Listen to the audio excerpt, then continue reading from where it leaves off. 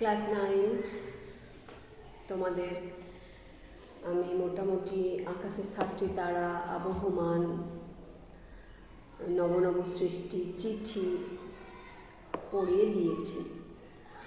আজ তোমাদের আর একটাই বাকি আছে এই সামেটিভের জন্য, রাধারানী। রাধারানীটা আমি আজকে তোমাদের শুরু করছি। রাধারানী একটা উপন্যাসের ছোট্ট অংশ। রাধারানী হচ্ছে বঙ্কিমচন্দ্র চট্টোপাধ্যায়ের লেখা রাধারানী উপন্যাসেরই প্রথম পরিচ্ছেদ থেকে নেওয়া হয়েছে। তার মানে উপন্যাসটা শুরু হচ্ছে এই অংশটুকু দিয়ে। রাধারানী একটা চরিত্র, সেই রাধারানীর চরিত্রর নামটা থেকেই আমাদের লেখক বা ঔপন্যাসিক এই নামকরণটি করেছেন। আমরা এখন প্রত্যেককে প্রার্থনার লাইনে বন্দে মাতরম গানটা করছি। এই বন্দে মাতরম গানটার স্রষ্টা কিন্তু বঙ্কিমচন্দ্র চট্টোপাধ্যায়। আমরা পড়াতে যাই। দেখো, রাধারানী নামে এক বালিকা মাহেশের হ্রদ দেখতে গিয়েছিল। মাহেশ একটা জায়গা শ্রীরামপুরে অবস্থিত। সেই মাহেশে অনেক বছর আগে থেকেই রথের মেলা হয়ে থাকে।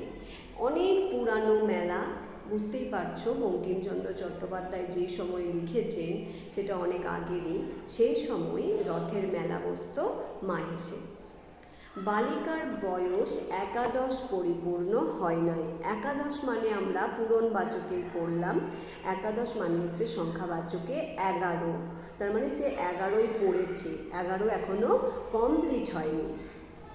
তাহাদিগের অবস্থা পূর্বে ভালো ছিল, বড় মানুষের মেয়ে। এখানে বড় মানুষ বলতে কি বলা হয়েছে? ধনী ব্যক্তি। তাহলে অবস্থা বলতে কি বলা হয়েছে? আর্থিক অবস্থার কথা। কারণ এই গল্পের প্রথমেই আমরা দেখব রাধারানী আর তার মায়ের আর্থিক অবস্থাটা খুব একটা ভালো নয়। তাই আগেই লেখক বলে দিচ্ছেন যে তাদের অবস্থা আগে ভালো ছিল, বড় মানুষের মেয়ে ছিল রাধারানী। কিন্তু বর্তমানে তাহার পিতা নাই। তাহার মাতার সঙ্গে একজন জ্ঞাতির একটি মোকদ্দমা হয়। সর্বস্ব লইয়া মোকদ্দমাটি বিধবা হাইকোর্টে হারল।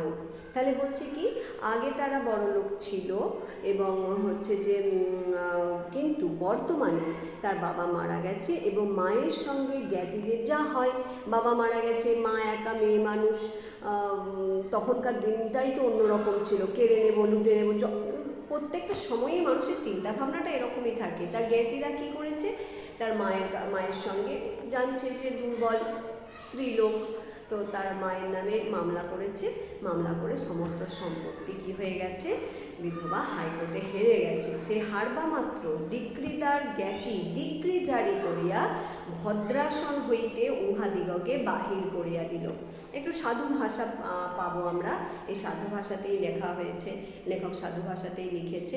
তো এখানে ডিক্রিদার মানে কি? যে মামলাটা করেছিল। ডিক্রি জারি করিয়া মানে যেই মহিলা হেরে গেছেন, রাধারানীর মা হেরে গেছেন, তখন তিনি কি করছেন?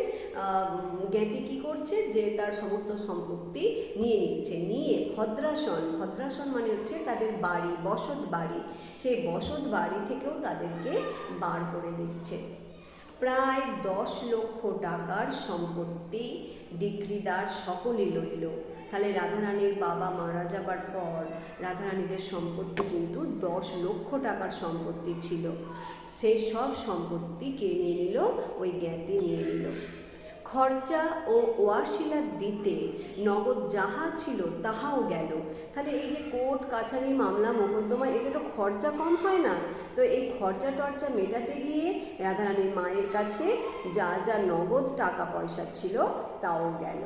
কিন্তু রাধারানীর মাতা একটা ভালো কাজ করে গেছেন।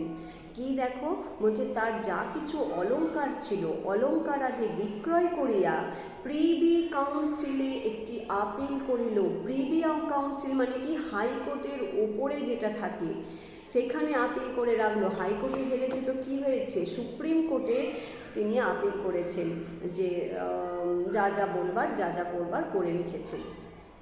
কিন্তু আর আহারের সংস্থান রহিল না। বলছে এই সব করতে গিয়ে তার কাছে যা যা আর্থিক অর্থটা তো যা অল্প বিস্তর কিছু ছিল সব কিছু কী হয়ে গেল, সব কিছু তার চলে গেল, আহারের সংস্থান আর রইল না। বিধবা একটি কুটিরে আশ্রয় লইয়া কোনো প্রকার শারীরিক পরিশ্রম করিয়া দিনপাত করিতে লাগিল। রাধারানীর বিবাহ দিতে পারিল না। তাহলে বলছে বিধবা কি কোনো রকমে একটা ছোট কুটির নিয়েছে এবং শারীরিক পরিশ্রম করে এদিক ওদিক করে পরিশ্রম করে সে কোনো রকমে দিন কাটাচ্ছে, খাবার জোগাড় করছে, কিন্তু রাধারানীর বিয়ে দিতে পারেনি। দুর্ভাগ্যক্রমে রথের পূর্বে রাধারানীর মা ঘোরতর পীড়িতা হইল। সে কায়িক পরিশ্রমে দিনপাত হইত তাহা বন্ধ হইল। তার মানে কি, রাধারানীর মা দৈহিক পরিশ্রম করে কোনো রকমের সংসারটা চালাচ্ছিল, কিন্তু যেই তার শরীরটা অসুস্থ হয়ে পড়ল সে কিন্তু আর দৈহিক পরিশ্রম করতে পারছে না। তখন তাদের কি হলো, এমনই অবস্থা যে আহার আর চলে না, খাবার আর মানে বাড়িতে নেই, খাবার মতো বাড়িতে কোনো অন্য সংস্থান নেই। মাতা রুগ্না, এই জন্য কাজে কাজেই তাহার উপবাস। রাধারানীর জুটিল না বলিয়া উপবাস। রথের দিন তাহার মা একটু বিশেষ হইল, পথ্যের প্রয়োজন হইল, কিন্তু পথ্য কথা কে দেবে, কি দেবে? আচ্ছা, এখানে একটা জিনিস দেখো, বলছে রাধারানীর মা রোজগার করতো, তো রাধারানীর মা যখন অসুস্থ হয়ে গেল তখন রোজগারের পথ বন্ধ হয়ে গেল, তখন আর টাকা পয়সা কিছু আর্নিং হচ্ছে না, তাহলে ওরা খাবে কি? বলছে রাধারানীর মা অসুস্থ, তাই জন্যে তার খাওয়ার প্রয়োজন নেই। আর রাধারানীর কেন নেই না, তার বাড়িতে অন্য সংস্থান নেই বলে রাধারানীর খাওয়া হচ্ছে না। এবার বলছে রথের দিন তার মা একটু ভালো হলো, তাহলে মা একটু সুস্থ হলে তাকে কি দরকার, তার পথ্য দরকার, ওষুধ যেমন তেমন তাকে কিছু খাওয়ানো দরকার, কিন্তু সেইটুকু খাবারও তো নেই তার বাড়িতে। রাধারানী কাঁদতে কাঁদতে কতকগুলি বনফুল তুলিয়া তাহার মালা গাঁথিল।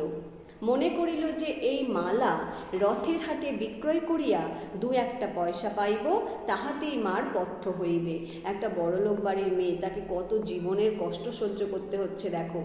যার 10 লক্ষ টাকার সম্পত্তি, যে বাড়ির মেয়ের, সেই মেয়ে সব কিছু হারিয়ে কি করছে, এমন অবস্থা নেই যে তাদের বাড়িতে খাবার আছে, সেই খাবার মাকে তার খাওয়াবে বলে সে কী করছে, বন থেকে কয়েকটা ফুল তুলে নিয়ে একটা মালা গেঁথে রথের মেলায় যাবার চিন্তা ভাবনা করছে, যে সেখানে যদি মালাটা বিক্রি করে কিছু টাকা পায় তাহলে তার মাকে একটুখানি পথ্য দিতে পারবে। কিন্তু তার সেখানেও কিন্তু ঈশ্বর দুর্ভোগ লিখে রেখেছেন। কি বলছে, রথের টান অর্ধেক হইতে না হইতে বড় বৃষ্টি আরম্ভ হইল। বৃষ্টি দেখিয়া লোক সকল ভাঙিয়া গেল, মালা কেহ কিনিল না।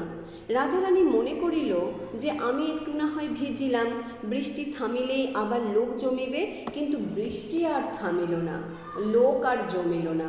সন্ধ্যা হইল, রাত্রি হইল, বড় অন্ধকার হইল, অগত্যা রাধারানী কাঁদিতে কাঁদিতে ফিরিল। তাহলে কি বলছে, রাধারানী ভেবেছিল যে এখন বৃষ্টি পড়ছে, ঠিক আছে আমি একটু ভিজে যাই, যেই বৃষ্টিটা থামবে তখনই লোকজন জুটবে, আমি মালাটা বিক্রি করতে পারবো। কিন্তু বিধিবাম, বৃষ্টি থামলও না, মেলাতে লোক জমলো না, সন্ধ্যের থেকে রাত্রির হয়ে গেল, অন্ধকার হয়ে গেল। রাধারানী এবার মনের দুঃখে কাঁদতে কাঁদতে বাড়ি ফিরছে। এইটুকু আজকে আমাদের থাক। আর প্রশ্নগুলো তোমাদের পড়াতে গিয়ে এতই আমি উপন্যাসের ভেতর ঢুকে গেছি, প্রশ্নের দাগগুলো দিতে আমি বলতে ভুলে গেছি। আচ্ছা, দাগিয়ে নাও একটু। এখানে রাধারানী মাহেশের রথ দেখতে গেছিলো, মাহেশটা দাগ দেবে। বালিকার বয়স কত, একাদশে দাগ দেবে। তারপরে দেখো মোকদ্দমাটি, বিধবা হাইকোর্টে হারিল, মোকদ্দমাটিতে কে হারলো। তারপরে দেবে কত লক্ষ টাকার সম্পত্তি ছিল, 10 লক্ষ টাকার। তারপরে দেবে রাধারানীর মা অলংকার বিক্রি করে কি করেছিল, প্রিভি কাউন্সিলে আপিল করেছিল। আর এখানে আরেকটা জিনিস দেবে যে সুতরাং আহার চলে না, কেন তাদের আহার চলছিল না। আর একটা দেবে যে রাধারানীর কেন মালা বিক্রি হলো না, রাধারানী কাঁদতে কাঁদতে ফিরল, কেন তার মালা বিক্রি হলো না। এই পর্যন্তই আজকে থাক, তোমরা পরের ক্লাসে আবার পরের অংশটুকু শুনে নেবে। চলো টাটা, ভালো থেকো সবাই।